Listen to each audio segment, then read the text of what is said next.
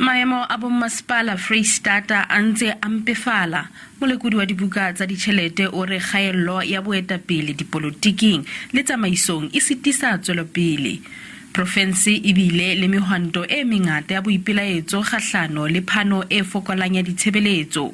Mekga ya bohanyetsi e re mmuso o tlameha ho nka dikgato kgahlano le bahlanka ba hlolehang ho etsa mosebetsi. We'll keep on putting pressure on Treasury and on COPTA to assist these municipalities. Ke nako na jwalo re ba acte ba etse bonnete ba ho dintho di starta di etsahala ka ra province ya Freistata ke ba etsa le kare ntho di tlamene di etsa le kare ha ona letho le etsa etseng a se a ratlwebele ba tlamene ba lokise maemo. Our municipalities have been regarded as employment services and employment scheme for years, for only a few ANC cadres, whilst not improving the lives of our people. ANC e re e sebetsana le hore puso e be e hlwekileng makgotleng a metse. Re lebeletse hore ho tla bana le diphetoho raporotong tsena tse tlang tsa selemo se tlang hore Freistata bona halele hore phetoho di a etsahala tshebeletso di a setjhabeng. Lefapha la puso ya kopanelo Freistata le a dumela hore ho hlokeha bonamodi bo matla ho fetola maemo. We will look at what it is that can be achieved